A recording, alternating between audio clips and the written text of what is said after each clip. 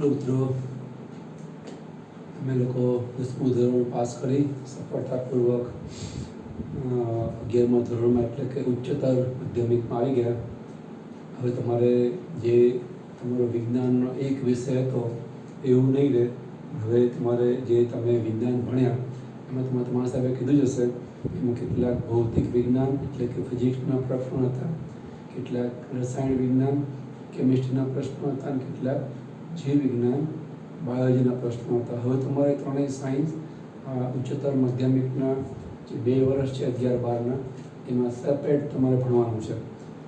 જે લોકો B group રાખે એમાં 3 સાયન્સ ભણવાના, જે લોકો એન્જિનિયરિંગનું એ ગ્રુપ રાખે એને 2 સાયન્સ ફિઝિક્સ કેમિસ્ટ્રી અને એમનો ત્રીજો વિષય મેથ્સ થાય. એટલે ફિઝિક્સ કેમિસ્ટ્રી બેમાં કોમન રહે. મેડિકલમાં જવું હોય કે એન્જિનિયરિંગમાં બાયોલોજી મેથ્સ છે બેમાં અલગ પડે. તમે લોકો બી ગ્રુપનું એવી રીતે જેને કહેવાય કે પસંદગી કરી અને એમાં આગળ વધવાનું નક્કી કર્યું છે. તો એ અન્વયે ભગવાનને પ્રાર્થના કે તમે લોકો આ લાઈનમાં દાખલ થયા છો બી ગ્રુપમાં, તમારું સારામાં સારું કેરિયર બને. આપણે વાત કરીએ આપણા 11મા ધોરણના પુસ્તકની, તો જીવ વિજ્ઞાનની અંદર આપણે કુલ 22 ચેપ્ટર છે. અને તમે લોકો જેમ 10મામાં વિજ્ઞાનને એક વિષય તરીકે ભણ્યા અને હવે તમારે એ ત્રણેય સાયન્સ સેપરેટ ભણવાના આવે છે. મુખ્ય ભૌતિક, કેમિસ્ટ્રી કે રસાયણ અને જીવ વિજ્ઞાન. એમ તમે હજુ આગળ જશો ને 11-12 પછી કોલેજ લેવલે, ત્યાં તમને ખ્યાલ આવશે કે જીવ વિજ્ઞાનમાં ઘણી શાખા હોય છે, ભૌતિકમાં ઘણી શાખા હોય છે, કેમિસ્ટ્રી રસાયણશાસ્ત્રમાં ઘણી શાખા હોય છે. તો જેમ તમારું સાયન્સ 10માનું એ 3 મેઇન સાયન્સના કેટલાક ચેપ્ટર્સ લઈને બનાવેલું છે, કેટલાક મુદ્દાઓથી બનાવે, એમ આપણું જે આ જીવ વિજ્ઞાન છે ને એ પણ આગળની ઘણી બધી શાખાઓના કેટલાક મુદ્દા કે પાઠ કે થોડી માહિતી લઈ અને પ્રકરણમાં વહેંચીને આપણું આખું જીવ વિજ્ઞાન બન્યું હોય. તો આપણા જીવ વિજ્ઞાનની અંદર કુલ અલગ 5 શાખાઓ છે. એટલે આપણે એને 5 યુનિટ અથવા 5 એકમ કહીએ છીએ. જેમ તમારું 10માનું સાયન્સમાં 3 મુખ્ય ભાગ હતા, ભૌતિક, રસાયણ અને જીવ વિજ્ઞાન. એ જીવ વિજ્ઞાન તો ઘણી શાખાઓ છે. મુખ્ય 2 શાખા પડે, પ્રેક્ટિકલ એટલે કે પ્રાયોગિક અને થિયરિકલ એટલે કે સૈદ્ધાંતિક. તમે લોકો જે બોર્ડ ઉપર શીખો થિયરિકલી બોલીને પ્રેઝન્ટેશન બતાવીને આવી રીતે ઓનલાઈન તમે કંઈ ભણો તો એને કહેવાય સૈદ્ધાંતિક. પણ જ્યારે તમે એ વસ્તુને ભણવા માટે તમે લેબોરેટરીમાં પ્રયોગ કરો, મેદાનમાં જઈને કોઈ અવલોકન કરો, તો એ જે તમે કામ કરો છો એ પ્રેક્ટિકલ કામ છે, પ્રાયોગિક કામ છે. તો એ જીવ વિજ્ઞાનની બીજી મુખ્ય શાખા. તમે હવે હાયર સેકન્ડરી આગળ આવે છો, તમારા ત્રણેય વિષયમાં ફિઝિક્સ કેમિસ્ટ્રી બાયોલોજીમાં તમારે પ્રેક્ટિકલ પણ આવશે. હવે તમે ભણશો ત્યાં સુધી પ્રેક્ટિકલ પણ આવ્યા રાખશે. એક નવું તમારે આયામ અથવા તો ભણવામાં એક નવું પેરામીટર ઉમેરાશે. એ સિવાય પરીક્ષામાં પણ એક નવું પેરામીટર ઉમેરાશે, એ છે વાઇવા વોઇસનું એટલે કે મૌખિક પરીક્ષા. દરેક પ્રેક્ટિકલની તમારે મૌખિક પરીક્ષા પણ આવશે, એના માર્ક્સ પણ હોય અને આગળ ઉપર એનું એ કાઉન્ટિંગ પણ પર્સન્ટેજમાં થાય. એડમિશનમાં સીધી રીતે ના થાય, આડકત રીતે એની અસર પડે. પણ ટૂંકમાં એવી તમે જે આ 11મા ધોરણનું પુસ્તક જુઓ તો એના 22 પ્રકરણ છે ને એ અલગ જીવ વિજ્ઞાનની શાખાઓના છે. અહીંયા આપણે એમને કીધા 5 શાખાઓ છે. એટલે કે 1 થી 4 જે આપણા પ્રકરણ છે પહેલા 1 થી 4 એ આ જીવ વિજ્ઞાનની શાખાના છે. સજીવ વિશ્વમાં વિવિધતા, ડાયવર્સિટી ઇન લિવિંગ વર્લ્ડ. એટલે કે દુનિયામાં તમે જો કેટલી પ્રકારના સજીવો છે, જેટલા ઓળખાયા ને એના કરતાં નહીં ઓળખા સજીવો એ દુનિયામાં ઘણા છે, જેને આપણે ઓળખી શક્યા અને જેનું આપણને નામ ખબર નથી એવા દુનિયામાં કેટલાય સજીવો છે. તો એ જે સજીવ વિશ્વની વિવિધતા છે એ વિવિધ સજીવોનો આપણે જેટલો પણ આપણે જાણી શકીએ છીએ, આપણું સાયન્સ એને ઓળખી શક્યું છે, એનો અભ્યાસ એ 4 ચેપ્ટરમાં આવશે. એના પછી બીજું જે યુનિટ છે એ આ શાખાનું છે, વનસ્પતિ અને પ્રાણીઓમાં રચનાકીય આયોજન. તો એની અંદર જે 3 પાઠ છે, 5, 6, 7, 5-6 પાઠ વનસ્પતિના છે. વનસ્પતિમાં ખાસ તો આપણે મૂળ, પ્રકાંડ, પર્ણ અને પુષ્પ, ફળ, બીજની બાહ્ય રચના અને મૂળ, પ્રકાંડ, પર્ણની અંતસ્થ રચના એ 2 પાઠમાં આવશે. 7મા પાઠની અંદર પ્રાણીઓની અંતસ્થ બાહ્ય રચના આવશે. એમાં આપણને 3 પ્રાણી આપ્યા છે, 2 અપૃષ્ઠવંશી અને 1 પૃષ્ઠવંશી. 2 પૃષ્ઠવંશીમાં એક અળસિયું અને બીજું વંદો, અને એક પૃષ્ઠવંશીમાં દેડકો. પૃષ્ઠવંશી મતલબ જેમાં હાડકા હોય તો પૃષ્ઠવંશી કહેવાય, હાડકા વગરના પ્રાણી મોટા ભાગે અપૃષ્ઠવંશી કહેવાય. આ 3 પ્રાણીનો અભ્યાસ એટલા માટે કરવાનો કે એની રચના આપણને ઘણી બધી મળતી આવે છે, અને આપણે આગળ ઉપર આ જ ધોરણમાં છેલ્લું યુનિટ છે એમાં આપણે હ્યુમન સિસ્ટમ ભણવાની જ છે. માનવના વિવિધ તંત્રો, આપણે અંગતંત્રો ભણવાના છે. તો આપણને પ્રાઇમરી બેઝ ઉપર જે સરળ રચનાવાળા આપણી જોડે મળતા રચનામાં એવા પ્રાણીઓ છે, આ 3 છે, એટલે આપણે એને ભણીએ છીએ. બીજા પણ ઘણા પ્રાણીઓ છે કે તમારા આગળ ઉપર અભ્યાસમાં આવશે. પછી ત્રીજું યુનિટ કે શાખા છે એ છે સેલ બાયોલોજી, કોષ વિજ્ઞાન, કોષ રચના અને કાર્યો. એના 3 પ્રકરણ છે, 8, 9 અને 10. કોષની રચના કઈ હોય, પ્રાણી કોષ, વનસ્પતિ કોષ, આદિકોષ, કેન્દ્રીય કોષ, સુકોષ, કેન્દ્રીય કોષ, જેને ઇંગ્લિશમાં આપણે કહીએ છીએ પ્રોકેરિયોટિક કોષ અને યુકેરિયોટિક કોષ. પછી કોષમાં જોવા મળતા વિવિધ રસાયણો, protein, lipid, carbohydrates, DNA, RNA વગેરે. એના પછી કોષ વિભાજન કેવી રીતે થાય એ જો કે તમે 9માં થોડું શીખીને આવે છો, ફરી અહીંયા આપણને અર્ધીકરણ અને સમસૂત્રી ભાજન જેવા કોષ વિભાજનના 2 પ્રકાર, આ બધી વિગતો કોષ વિશેની આ ત્રીજા યુનિટમાં 3 પ્રકરણમાં આવે. એના પછી ચોથું જે યુનિટ છે એ છે વનસ્પતિ દેહધર્મ વિદ્યા. દેહધર્મ વિદ્યા એટલે એમાંથી દેહધાર્મિક ક્રિયાઓનો અભ્યાસ, એને કહેવાય દેહધાર્મિક ક્રિયા. એને આપણને 11 થી 15 એવા 5 પાઠ આપ્યા છે. વનસ્પતિ કેવી રીતે પ્રકાશ સંશ્લેષણ કરે છે, શ્વસન કરે છે, કેવી રીતે પાણી શોષે છે, એનું વહન કરે છે, અને એમાં ક્ષાર કેવી શોષાય છે, એનો શું ઉપયોગ છે, વનસ્પતિ બધાનો ઉપયોગ કેવી રીતે વૃદ્ધિનો વિકાસને પ્રજનન કરે છે. આ બધી વાતો એ આ 11 થી 15 પાઠમાં છે. છેલ્લે વનસ્પતિની જેમ પ્રાણી દેહધર્મ વિદ્યા. આપણા શરીરમાં કુલ 7 તંત્રો હોય: પાચન, શ્વસન, ઉત્સર્જન, પરિવહન, કંકાલ, ચેતા અને ઉત્સર્જન. આવા કુલ 7 તંત્રો આપણને જોવાની પૈકી પ્રજનન તંત્ર એ તમારે 12માં શીખવાનું આવશે. એ સિવાયના 7 તંત્રો, જેમાં પ્રજનન તંત્ર નહીં પણ અંતઃસ્ત્રાવી તંત્ર, જે આપણે અંગતંત્રમાં ઓછું ગણીએ છીએ, એવા તંત્રો આપણે 16 થી 22 કુલ 7 પાઠમાં ભણવાના આવશે. તમને ભણવામાં વધારે મજા આવશે એમાં, કારણ કે મેડિકલમાં જવા માટેની એ ABCD છે. આવી રીતના કુલ અલગ અલગ જીવ વિજ્ઞાનની 5 શાખાઓના થોડા મુદ્દાઓ લઈ અને પ્રકરણ પાડ્યા છે. માહિતીનું વિભાગીકરણ થાય એટલે લંબાઈ વધારે ચેપ્ટર પાડ્યા હોય, 22 ચેપ્ટરમાં આપણે જીવ વિજ્ઞાનની 5 શાખાઓનો પરિચય મેળવવાનો છે. એને લગતા ઘણા તમારે 34 જેટલા પ્રેક્ટિકલ્સ પણ આવશે અને એની એક્ઝામ પણ આવશે. એવી રીતે આ બધા પ્રકરણોની આપણે જે કંઈ માહિતી મેળવીએ સમજીને એવી રીતે મેળવીએ, નિયમિત નોટ બનાવતા રહીએ અને રિવિઝન કરતા રહીએ. તમને બોર્ડની 11માની એક્ઝામમાં, 12માની બોર્ડની એક્ઝામ, પછી ગુજકેટની એક્ઝામમાં અને નીટની એક્ઝામમાં આ ટેવ તમને ઘણી કામ લાગશે. તમને ખબર હશે કે જે NEET નીટની એક્ઝામ છે, મેડિકલની પરીક્ષા માટે અગત્યની છે, એ એક્ઝામમાં 11-12 બંને છે. ઇવન એમાં થોડું પ્રેક્ટિકલ એટલે કે જે તમારી જનરલ હોય પ્રયોગ પોથી, એમાંથી પણ કેટલાક પ્રશ્નો છે એ પૂછાય છે. તો તમને 11મા ધોરણનું જે અભ્યાસનું મેટર છે એ નીટની એક્ઝામમાં પણ કામ લાગશે. તો આપણે ઓવરઓલ આઈડિયા જોયો 11માના કોર્સનો. એ પૈકી આપણે પહેલું યુનિટ શરૂ કરીએ છીએ સજીવ વિશ્વમાં વિવિધતા. સજીવો દુનિયામાં અપાર જોવા મળે છે, પાર વગરના. એની વાતો આપણે 4 આ ચેપ્ટરમાં ભણવાની છે. એમાં આપણે પહેલું ચેપ્ટર જોઈએ છે, નામ છે સજીવ વિશ્વ, લિવિંગ વર્લ્ડ. હવે એની શરૂઆતમાં તે પહેલા પાનામાં અને પહેલા 2 પાનામાં આપણને આ ચર્ચા આપી છે કે સજીવ નિર્જીવથી કઈ રીતે અલગ પડે. સજીવ એ નિર્જીવથી કઈ રીતે અલગ પડે. હવે આમ તમને લાગે કે ભાઈ એમાં શું, એમ સજીવ નિર્જીવથી કઈ રીતે અલગ પડે એટલે શું, તો કહી શકાય ને, પણ જેવું તમે માનો છો ને એવું એટલું ઇઝી નથી કે કેવી સજીવને સજીવ સાબિત કરો એ નિર્જીવ નથી, એ બહુ અઘરું છે. તમે કોઈ પણ આર્ગ્યુમેન્ટ કરો કે આ કારણસર સજીવ કહેવાય અને આ કારણસર નિર્જીવ કહેવાય. દુનિયામાં 2 જ પ્રકારના સજીવો છે, કાંઈ પદાર્થો છે, કાંઈ સજીવ પદાર્થ હોય કાં તો નિર્જીવ પદાર્થ હોય. લિવિંગ એન્ટિટી આઈધર ઓર નોન લિવિંગ એન્ટિટી, 2 જ પ્રકારના પદાર્થ દુનિયામાં છે. હવે તમે સજીવ ક્યારે કહેશો, નિર્જીવ ક્યારે કહેશો, તો તમને એમ થાય કે તો એમાં શું હવે, સજીવો બોલે છે, હવે એ તો મશીન પણ બોલે છે, ટેપ રેકોર્ડર પણ બોલે છે, હલનચલન કરે છે, દોડે છે, હલનચલન કરે છે, તો વાહનો પણ દોડે છે. ઓટોનોમસ જીપીએસવાળા વાહનો વિધાઉટ ડ્રાઈવર, માણસ રહિત, માનવ રહિત યાન એ દોડે છે, ચોક્કસ જગ્યાએ પહોંચે છે. કદાચ માણસથી ભૂલ થાય, મશીનમાં તમે પ્રોગ્રામ ફિટ કરે ભૂલ ના થાય.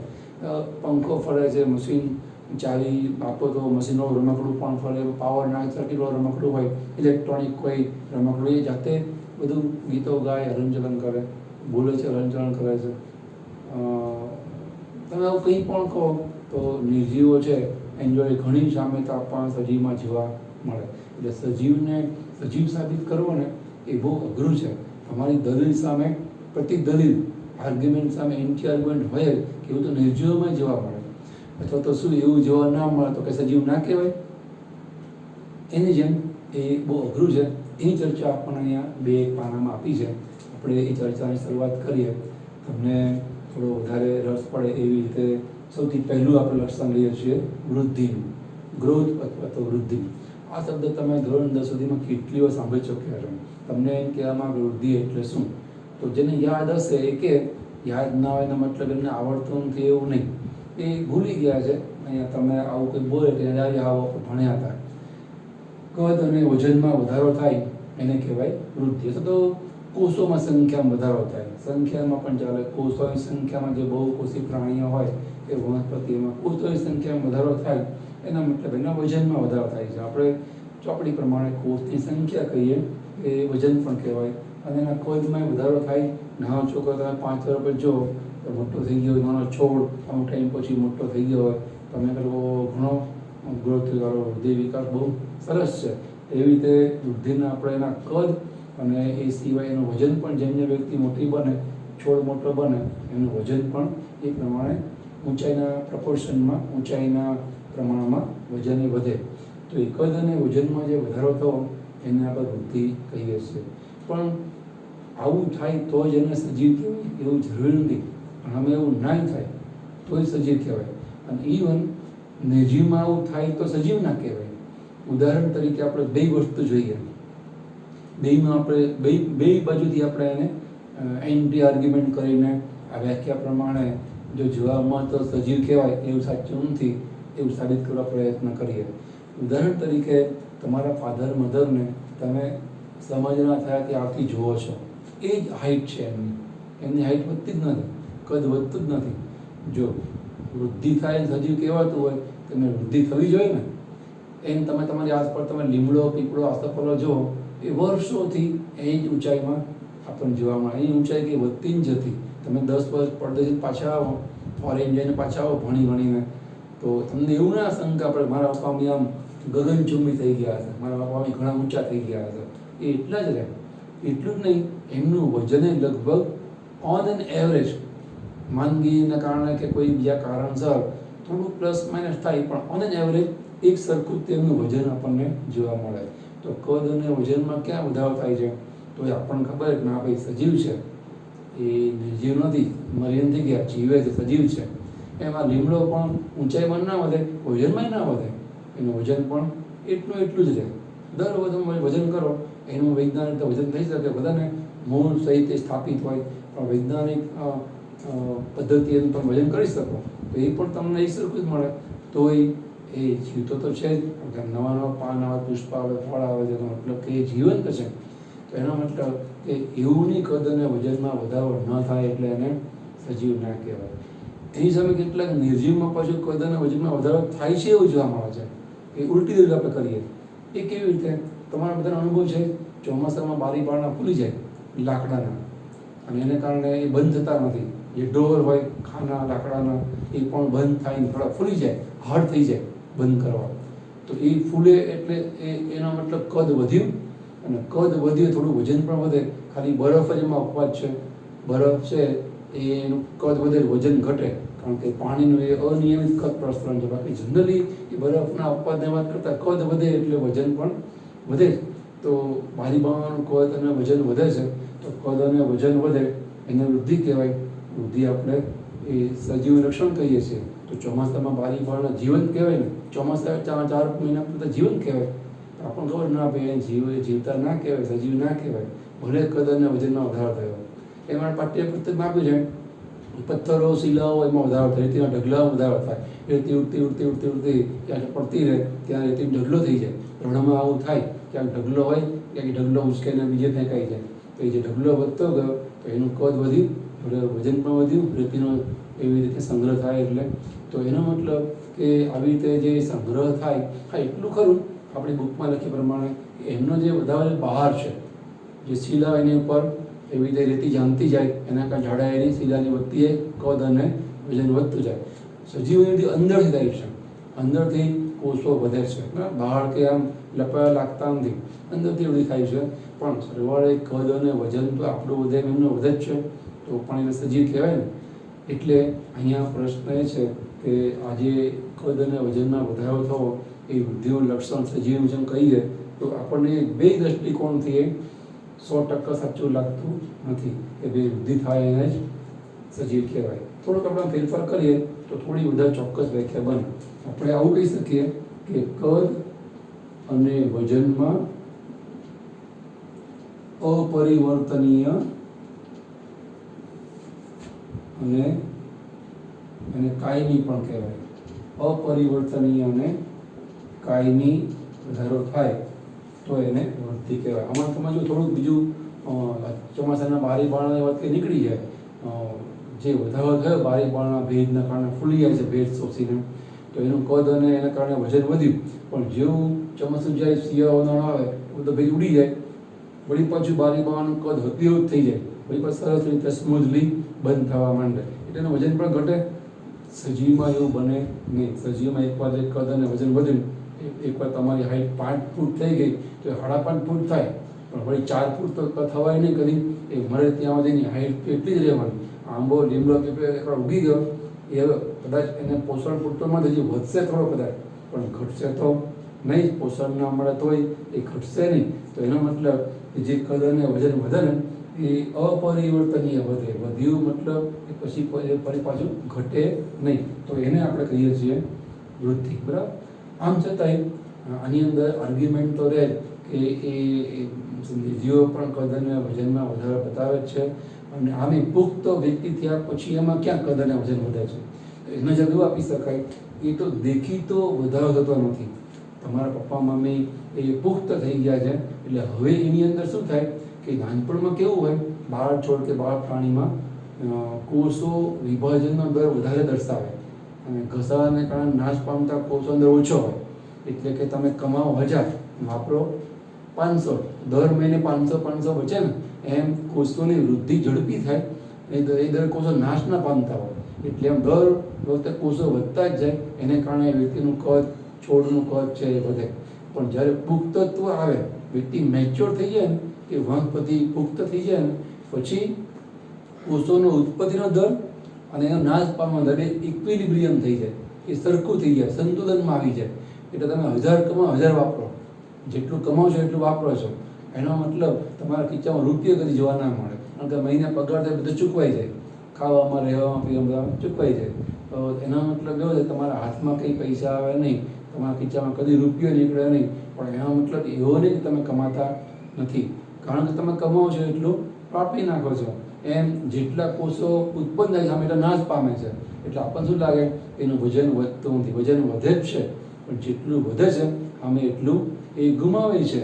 જેમ કે તમે નાનપણથી મોટા થયા તો દર વખતે વાળ તમે કપાવતા નથી, આ ટાઈમે એ જે વાળ કપાવો છે વજન તમારું જ છે ને. તમે નખ કપાવો છો, તમે રોજિંદી ક્રિયામાં જે મળોત્સર્જન કરો છો, મળનો ત્યાગ કરો છો, એ વજન તમારું જ છે ને. વનસ્પતિ પાનખરમાં પાંદડાઓ ત્યાગ કરે, દર વખતે પાંદડાઓ ખરી પડે છે. તો એવું કે એ જે વજન છે એનું જ છે ને. એ પાંદડાઓ ખરતા જ ના હોત તો દર નવા આવે, પણ જૂનાનો ત્યાગ ના કરે તો આપણે ખાઈએ ખરા, પણ મળોત્સર્જન વિસર્જન કુદરતી ક્રિયા કરીએ નહીં તો મળમૂત્ર ત્યાગ ના કરે તો વજન વધતું જ જાય ને. પણ એ પોસિબલ નથી, કારણ કે જેની આપણે જરૂર હોય એનો આપણે નિકાલ કરીએ છીએ, અને જેની જરૂર છે એના જગ્યા કરીએ છીએ. વનસ્પતિ પણ જે પાનમાં પીળા પડી જાય, જેના ક્લોરોફિલનું વિઘટન થઈ જાય એ પીળા પ્રવાહને એ ત્યાગ કરે છે, જેને આપણે પાનખર કહીએ છીએ. અને પછી વસંત ઋતુમાં વળી પાછા નવા પર્ણો ફૂટી નીકળે, તાજા ક્લોરોફિલવાળા. આપણા શરીરમાં જૂનો ખોરાક જેનો રસ આપણે પપ્પેમાં લઈ લઈએ, પછી કચરો છે મળના રૂપમાં નિકાલ કરીએ, વળી ફ્રેશ ખોરાક આપણે ખાઈએ તો વળી પાછું આપણને આગળના કામ કરવાની શક્તિ મળતી જાય, વૃદ્ધિ વિકાસ માટે જરૂરી દ્રવ્યો આપણને મળતા રહે. એટલે જે આપણે વજન ગુમાવીએ છીએ મળના રૂપમાં, મૂત્રના રૂપમાં, ઘસારાના કારણે જે કોષો નાશ પામતા રહે છે, વાળ નખ નાશ પામતા રહે, વનસ્પતિમાં પર્ણો, પુષ્પો, ફળ ખરી પણ ન આવે, ખરી પણ ન આવે, એ બધું વજન એમનું જ છે. એટલે વજન તો વધે જ છે પ્રાણીઓનું કે વનસ્પતિઓનું, પણ જે વજન વધે છે સામે એટલું વજનના અંગો છે એનો એ ઉત્તર પદાર્થના રૂપમાં નિકાલ પણ કરે છે. એટલે સરવાળે આપણને વજન વધતું નથી. એટલે આ રીતે આપણે એવું કહી શકીએ કે વૃદ્ધિ થાય જ છે પણ દેખાતી નથી. દેખીતો આપણને કદ અને વજનમાં વધારો જોવા મળતો નથી, પણ થાય તો છે જ તે. પણ આમ છતાંય આ એકલી વૃદ્ધિની વ્યાખ્યા છે એનાથી આપણે એ પદાર્થ સજીવ છે એવું કહી શકીએ. એ કોના જેવું છે? તો એ ગાય હોય, તમે એનો પગ પર ગાય છે, આપણે શું કહેતા ગાયનો પગ છે, ગાય ક્યાં છે? પૂંછડું પૂંછડું છે, ગાય ક્યાં છે? એના પેટ પર મૂકાય તો એનું પેટ છે, ગાય ક્યાં છે? તો આના જેવું છે. તો ગાય ક્યાં છે? તો આજે તમે હાથ જ્યાં મૂકો છો કે અંગુલી નિર્દેશ કરો છો, આપણે જે બતાવો છો પગ છે, પેટ છે, આ પૂંછડું છે, શિંગડા છે, માલ, એ બધાને ઓવરઓલ ગાય કહેવાય. બધું ભેગું કરો ત્યારે જેને સમગ્ર પણ આપણે ગાય તરીકે ઓળખીએ છીએ. આપણા શરીરમાં આ હાથ છે, આ છાતી છે, પેટ છે, પગ છે, માથું છે. આમાં PM પરીખ નામની વ્યક્તિ ક્યાં છે? તમને બાબાજી ભણાવે છે PM પરીખ ક્યાં છે? તો એ બધાનો સરવાળો એટલે આખું પ્રાણી બને. એમ અહીંયા પણ એવું છે, કોઈ એક લક્ષણથી આપણે સજીવ છે એવું કહી શકીએ નહીં. સમગ્રપણે બધા લક્ષણોનો સરવાળો એટલે એને સજીવ કહે. એ બધું એકી સંગતે આપણને કોઈ સજીવમાં જોવા મળે નહીં. એટલે આપણે એ અર્થમાં અલગ લક્ષણ આપણે એના જોઈએ છીએ. તો આ થઈ પહેલી વાત, સજીવનું લક્ષણ વૃદ્ધિનું. એના પછી આપણને બીજી એક વાત આપી છે પ્રજનનની. પ્રજનન છે એ સજીવનું યુનિક લક્ષણ છે કે સજીવો મળતા પહેલાં પોતાના જેવા બીજા સજીવો છે એ ઉત્પન્ન કરતા જાય છે. અને એને કારણે સજીવનું સાતત્ય, જીવ સાતત્ય, પૃથ્વી ઉપર સજીવો સતત ટકી રહે છે. કારણ કે દરેક સજીવ જાતિઓમાં વનસ્પતિ કે પ્રાણી હોય, આ સાહજિક લક્ષણ છે કે એ આવી રીતે મળતા પહેલાં પોતાના જેવા ઘણા સજીવો ઉત્પન્ન કરતા જાય છે. તો એને કહેવાય પ્રજનન. એની આપણે 10મા ધોરણ સુધીમાં વિગત શીખ્યા હોઈએ કે પ્રજનન છે એ મુખ્ય 2 પ્રકારના હોય. આપણે આગળ ઉપર એ બધી વિગતો શીખવાની જ છે. આપણે ખાલી આઉટલાઈન જ કરીએ. ઉપર છેલ્લાના પ્રકારો લિંગી પ્રજનન અને અલિંગી પ્રજનન. નર અને માદા પ્રજનન કોષ દ્વારા નવો સજીવ ઉત્પન્ન થાય તો એને લિંગી પ્રજનન કહેવાય. એટલે કે પ્રાણીની વાત કરો તો શુક્રકોષ અને અંડકોષ એના ફલનથી નવો સજીવ બને તો એને કહેવાય લિંગી પ્રજનન. વનસ્પતિની વાત કરો તો એમાં શુક્રકોષ ના, એમાં પરાગરજ હોય, અને અંડકોષ એના ફલનથી નવી વનસ્પતિ ઉત્પન્ન થાય તો એને કહેવાય લિંગી પ્રજનન. ટૂંકમાં નર અને માદા પ્રજનન કોષો દ્વારા નવો સજીવ ઉત્પન્ન થાય. અલિંગીની અંદર એવા નર માદા પ્રજનન કોષની જરૂર પડશે નહીં. ઉદાહરણ તરીકે અમુક ફૂગ છે એ બીજાણુ સર્જન કરે છે, બીજાણુ બનાવે જે પ્રતિકૂળ સંજોગોમાં ટકી શકે, અને સંજોગો અનુકૂળ આવે એટલે બીજના બીજાણુકરણથી ફૂગ છે ઉત્પન્ન થાય. એવી રીતે જે બેક્ટેરિયા છે, બેક્ટેરિયા દ્વિભાજન પદ્ધતિએ પ્રજનન દર 20 મિનિટે એક બેક્ટેરિયામાંથી 2માં ફેરવાઈ જાય એટલે દ્વિભાજન કહેવાય. વિભાજન થાય અને એની અંદર 2 બાળકોષ બને એટલે દ્વિભાજન કહેવાય. દર 20 મિનિટ બેક્ટેરિયા બેવડાય, 2 ને 4 થાય, કારણ કે પહેલા 2 બેવડાય, એ 4 બેવડાય એટલે 8 થાય, એને કહેવાય દ્વિભાજન. અમુક સજીવો છે જેમ કે હાઇડ્રા, પ્લેનેરિયા, એમાં આપણને જોવા મળે પુનઃસર્જન. પુનઃસર્જન એટલે શું? તો આ હાઇડ્રા પછી પ્લેનેરિયા એવા પ્રાણીઓ છે જ્યાં તમે ટુકડાઓ કરી નાખો ને તો દરેક ટુકડો નવા હાઇડ્રામાં, દરેક ટુકડો નવા પ્લેનેરિયામાં પરિણમે. તો એને કહેવાય પુનઃસર્જન શક્તિ. આવી પુનઃસર્જન શક્તિ તો આપણામાં છે. આપણી ચામડી કપાઈ જાય, અમુક ટાઈમે રૂલ્સ આવીને નવી ચામડી આવીને ભાગ એ સંધાઈ જાય છે. હાડકું તૂટી જાય તો એ હાડકું ઉગી અને સંધાઈ જાય છે. એવી રીતે વાળ પણ નવા કાપતા જાઓ આવતા જ જાય છે, નખ કાપતા જાઓ આવતા જ જાય છે. તો નખમાં, વાળમાં, ચામડીમાં લોહી પણ તમે જો પુખ્ત થયા પછી 18 વર્ષ પછી રુધિરનું દાન કરો, રક્તદાન કરો, બ્લડ દાન કરો 300 ml નું, 300 ઘન સેન્ટીમીટર સીસીનું, તો એ નવું બનતું જ જાય છે. તો આપણા શરીરમાં એવી રીતે પુનઃસર્જન શક્તિ છે, નવા અંગો બનાવવાની સર્જન. એવું અંદર થોડા અંશે યકૃતને, કિડની પણ થોડી ઈજા પામે તો એ પણ ભાગ પાછો નવો થઈ જાય. તો એનો મતલબ કે આપણા શરીરમાં પુનઃસર્જન શક્તિ છે, પણ એ ફક્ત આટલા અંગો પૂરતી મર્યાદિત છે. એવું ના બને કે આપણા શરીરના 2 ટુકડા કરી નાખો તો અહીંથી ટુકડો કરો તો અહીં નીચેનો ભાગ, આનો ઉપરનો ભાગ બની જાય અને 2 PM પર 1 થઈ જાય. એવું નહીં થાય. એટલે અમુક નિમ્ન પ્રાણી એવા, જેમ કે મેં કીધું એમ હાઇડ્રા, કોષ્ઠાંતરી સમુદાયનો પ્રાણી, એવી રીતે પૃથુકૃમિ સમુદાયનો પ્રાણી પ્લેનેરિયા, તમે એને કાપી નાખો, 2-3 ટુકડાઓ કરી નાખો તો 3 ટુકડા 3 નવા પ્લેનેરિયા, 3 નવા હાઇડ્રા ઉત્પન્ન થાય. તો એને કહેવાય ચર્માવસ્થા, પુનઃસર્જનની ચર્માવસ્થા, ક્લાઇમેક્સ ઓફ રીજનરેશન. આખું નવું પ્રાણી બનાવી શકે તો એ વખતે આપણે પુનઃસર્જનને પ્રજનન ગણીએ છીએ. એ પુનઃસર્જન શક્તિને એક પ્રકારનું પ્રજનન જ કહેવાય. કારણ કે પ્રજનનનો મતલબ જ એક સજીવ પોતાના જેવો બીજો સજીવ ઉત્પન્ન કરે, કે નર માદા 2 સજીવો પોતાના જેવો નવો સજીવ ઉત્પન્ન કરે. તો આની અંદર એવું થાય છે કે જે 3 ઉત્પન્ન થાય એ બીજાના ક્લોનિંગ જેવા, નકલ જેવા ઉત્પન્ન થાય. તો અમુક પ્રાણીઓ આવી રીતે પુનઃસર્જન જે કરે છે. અમુક પ્રાણીઓ છે જેમ કે અહીંયા આપણને પાઠ્યપુસ્તકમાં ઉદાહરણ આપ્યું છે પ્લેનેરિયાનું, અને આવું આપણને હાઇડ્રામાં પણ જોવા મળે, હાઇડ્રા, પ્લેનેરિયા બંનેમાં. અને એ સિવાય આપણને હાઇડ્રામાં બીજી પણ એક પ્રયુક્તિ જોવા મળે, અલિંગી પ્રજનનની યુક્તિ કે પદ્ધતિ, એ છે કલિકા સર્જન. એટલે કે હાઇડ્રા એ એવું પ્રાણી છે કે જેના શરીર ઉપરથી બીજું હાઇડ્રા ઉગી નીકળે. જેમ વનસ્પતિમાં મુખ્ય શાખા પરથી ઉપશાખા ઉત્પન્ન થાય, અહીંથી બીજું પ્રાણી ઉગવા માંડે, અહીંથી કે ક્યાંય પરથી બીજું પ્રાણી ઉગવા માંડે. અમુક ટાઈમ થાય છૂટું પડી જાય. જેમ માતાના ગર્ભાશયમાં બાળક વિકસે છે અને અમુક ટાઈમે માણસને 9 મહિને એ છૂટું પડી જાય છે, કે આપણે છૂટું પાડીએ છીએ એને આપણે કહીએ પ્રસૂતિ કે ડિલિવરી. એમ આવા પ્રાણીઓની અંદર એના શરીર ચોક્કસ જગ્યાએથી પ્રજનન ઋતુમાં કોષ વિભાજન શરૂ થાય અને કલિકાના રૂપમાં એક પ્રવર્ધ ઉત્પન્ન થાય, અને એ પ્રવર્ધ કલિકા વિકાસ પામે, અને એ પ્રાણીમાં જેટલી રચના હોય એ બધી રચના નાના કદમાં એમાં બની જાય. એટલે બાળક પ્રાણી તૈયાર થાય, પછી છૂટું પડી જાય. તો એને કહેવાય કલિકા સર્જન પદ્ધતિએ થયેલું અલિંગી પ્રજનન. કારણ કે એમાં બીજા પ્રાણી જરૂર ના પડે, નર માદા પ્રાણીના નર માદા પ્રજનન કોષ જરૂર નહીં પડે. તો આ બધા અલગ અલગ પ્રકારના પ્રજનન છે. દરેક સજીવ આવી રીતે લિંગી કે અલિંગી પ્રકારે પ્રજનન કરી પોતાના જેવા નવા સજીવો છે એ ઉત્પન્ન કરે છે. પણ આપણે એમને કીધું ભલે એ અજોડ કે યુનિક લક્ષણ છે, પણ તમે મધમાખી નામ સાંભળ્યું છે. મધમાખી છે ને, એમાં એક મધમાખી વંધ્ય મધમાખી હોય, જેને કહેવાય કામદાર મધમાખી. 3 પ્રકારની મધમાખી મધપુડામાં હોય. તો રાણી સાઈડમાં મોટી હોય અને ઈંડા મૂકવાનું કામ કરે. બીજી નર ફળદ્રુપ મધમાખી, એનું કામ મધ લાવવાનું નહીં, એનું કામ માત્ર માદા મધમાખી સાથે પ્રજનન કરી નવા સંતાનો મધમાખી ઉત્પન્ન કરવાનું. એના કારણે માદા મધમાખી ઈંડા મૂકે, પણ નર જોડે મૈથુન ક્રિયા સંવર્ધન કરીને.